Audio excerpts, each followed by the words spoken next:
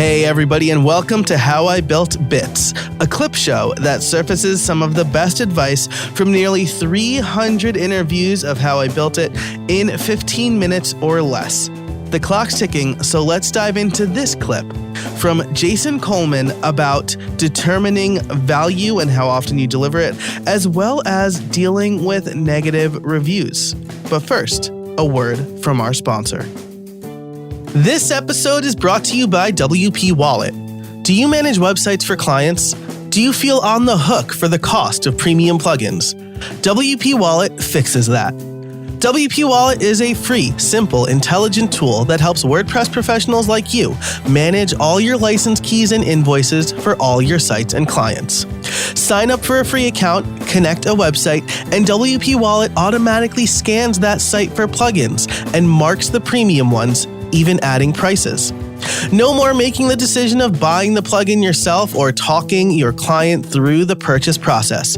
WP Wallet gives you the best of both worlds. As someone who's managed multiple WordPress sites with premium plugins, this tool is a lifesaver. It will even allow you to send recurring invoices to your clients that can be paid on the spot. Never forget a renewal, lose a license key, or miss out on a reimbursement again. Join WP Wallet for free at wpwallet.com/Joe. I think code base wise, not so much. I'm trying to think what the big updates were. It's like a lot of iterative improvement. And then we would build, like add-ons for like the really strong use cases. But business model wise, we've changed quite a bit. We tried to launch with like a monthly support plan. So I forget it was like $10 or $20 per month. I think it was like 10 for a little bit, and then we bumped it to $20 per month.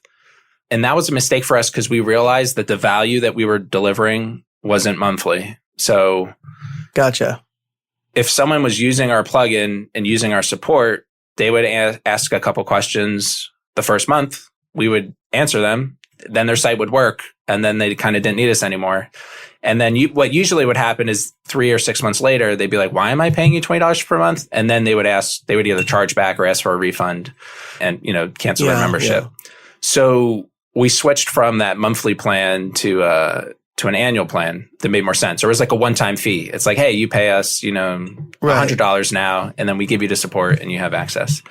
Then a few years later, actually last summer, we started delivering updates of our add-ons off our own servers. And so we have an annual membership plan that you have to keep as long as you want to get updates from us. Mm-hmm. So some of our plugins are in the WordPress.org repository and you can get updates for free. But some of the other ones that are a little more complicated and are going to usually require support, or just, we just don't have available in the .org repository. We update through our own servers and we charge for access to that. So that was like an update where we started.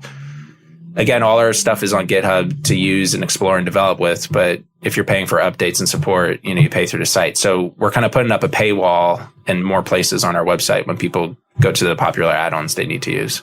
And that's been great. Like when we made the change last summer, I was really worried because we both doubled our price from $100 to $200, right? And then we doubled the number of places basically we were asking for money. Mm-hmm. And people didn't bat an eye. We were totally undercharging. So we just quadrupled, our monthly rates and monthly income from the plugin. And it allowed us to stop, doing consulting work and hire other developers to get on board. Hey, look, I looped around to your original question. Is it just you? Right. Yeah. Perfect. So once we actually started charging a fair price, people don't blink, they need the software and they're willing to pay. We're still, it's not a lot compared to other things.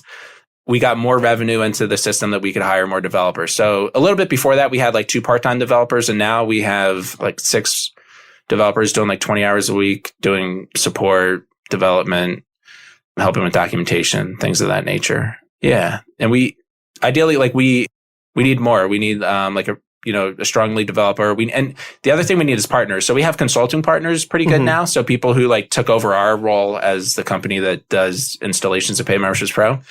So that's been really good working with those companies. And we need kind of development partners for, like I said, those niche use cases, the premier add-ons that are being used. So other developers who want to kind of own a niche underneath us, people are interested, get in touch. There's lots of opportunity. Yeah. Awesome. We'll just tee it up for you. Are there other people making and selling add-ons for Paid Memberships Pro? There's a few. So it's not a marketplace as much as some other plugins. And actually, I don't know if you noticed, but some of them like WooCommerce and Easy Digital Downloads, they're almost like they're going back on the marketplace idea. Because one thing I'm jealous of the marketplace is it's a really good way to engage developers early and get them committed. Like I know myself, when I built a plugin for an add-on for Jigo Shop back in the day, I built it for a client and I kind of probably want to spend the extra hours to release it. But I was like, oh, I could make, some money in the Jigo Shop add-on marketplace. And it turns out that wasn't a good business decision because I probably made like $100 in that marketplace. But just even a little bit kind of gives developers the appreciation that like they're a partner with you. So that's a good way to get people involved. However, like it gets complicated then because decisions get really hard. So when new functionality is required and you're like, do I put it in the core add-on, the add-on that I control 100% of the revenue, or this add-on that someone else does? Or like if the other developer doesn't support the plugin anymore, what do we do with it? So maintaining like an add-on marketplace and just the logistics of it gets really messy. At the same time, but there are some people making money off Paid Memberships Pro. Like the most famous instance are some themes that are on like, not Code Canyon. What's the theme version? Theme Forest? Yeah, Theme Forest. Yeah. So those themes are highly functional. They look really good and they do a lot of stuff. But one of the major selling points of a few of them are that they, have membership integration, which is basically just I bundle the free Paid Memberships Pro or now install it. And those teams have made over, millions of dollars. That's the thing I like about like the e-commerce space is like there's a report in the dashboard that tells your customers how much money they made using your plugin. Right. So it's like super easy to justify the cost of that. Like Yeah. Awesome. So there's a few random ones and we're getting more like one thing that excited me was I think it's ActiveCampaign, but maybe it's another one. It's an email service like MailChimp. But they, without my knowledge, hired someone else to build a plugin for Paid Memberships Pro and have them supporting it. So I always love it when like my Google Alerts pops up and it's like blah, blah, blah, add on for Paid Memberships Pro. And I've never heard of it. I wasn't involved at all. And I'm like, oh, this really is, like an ecosystem with other people out there. Wow, that's awesome. Cool. So you kind of talked about your plans for the future already. We are going to jump right to the maybe the coup de grace, right? The bonus question. Do you have any trade secrets for us? Trade secrets. So I have something it's a little serious, so I hope it's not too much of a downer, but I think it's important. And this was an important part of business that I wasn't really ready for. As soon as I started having thousands of people using my software, thousands of people paying me for stuff, and hundreds of people thousands, like giving you their feedback, right? And a lot of it's constructive and good. And a minority of it is just really biting and horrendous and scathing and hateful. So it was something I wasn't ready for, especially switching from like consulting to selling products, right? So in consulting, when someone reaches back out to you and they say, I'm really upset with this thing you did, it blew up, my website or whatever. And when 50,000 sites are running your software, every single day, some handful of them had a really big problem that either actually was caused by your software or maybe wasn't, but they think it was, right? Right, yeah.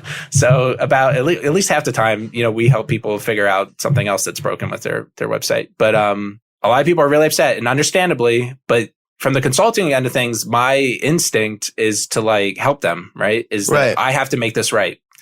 But when you get, a couple dozen of those every day, like I don't have all the time in the world, especially people who aren't paying us, our customers, we jump on like that, but people aren't like you just can't possibly do it. So you can't possibly make everyone happy. And when you start getting flooded with unhappiness in your inbox and your Twitter and your Facebook, it can make you depressed, right? So like a lot of people I think in this business are, they're solving problems for people and they really get a charge out of helping people. And that's why they're doing this. And then when you realize there's some people you're not helping, it bums you out. Yeah. So, and you really have to learn how to deal with that, how to like insulate yourself from it, how to take the feedback out. Like sometimes there's something really crazy, but you're like, oh, maybe that guy has a point and I'm going to file that away. That everyone's like, why don't you do this? 100%. This is the obvious feature that everyone needs, And right. Like, oh, Oh, yeah. Of the $500,000 I spent and the tens of thousands of hours me and my developers have worked on, we just never thought of this thing that would take 5 hours to code, right? Like, we weren't doing anything else that's important. Yeah. It's like people who go to Disney World and then you're like, you know what Disney should do? Like, yeah. Yeah. The one thing that they didn't think of. Right. It's not that we're not trying. Yeah.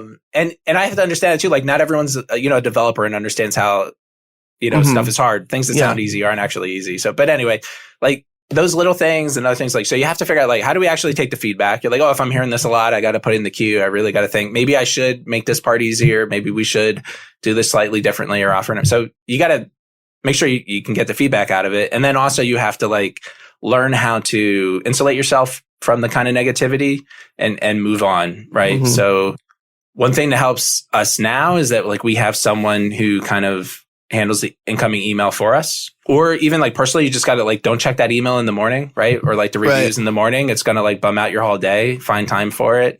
I meditate. I go for walks. I take breaks in the middle of the day.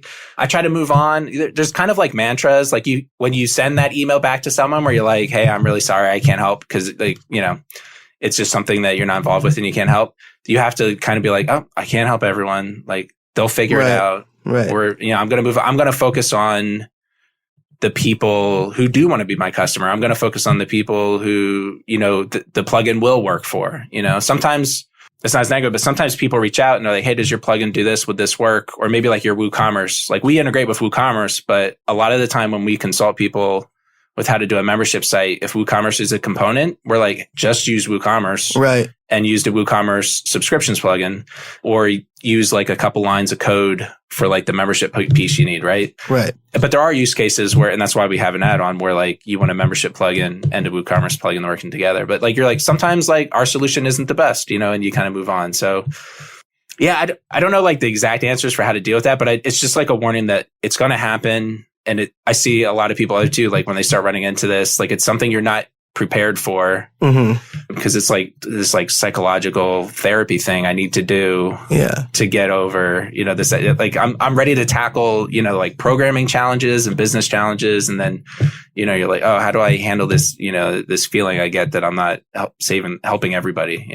Right. Totally. I mean, you amp yourself up, you're real excited about this thing because you put so much time into it. And then, all these people you blow up and all these people are saying that it sucks or whatever, or being really mean about it. Like, yeah, absolutely. So I was going to say, that reminds me, like, the other trick to that, and this is what works for me every once in a while, is when we get, like, a particularly bad negative review, we have a mailing list, right, of our customers. You write a really nice email out there where you say, like, hey, I appreciate all the support every day. We're excited when new people are using the plugin. It would really, make my day if some of you, if the plugin's working for you, go to WordPress.org, write a review, go to our blog and write a review, do a shout out.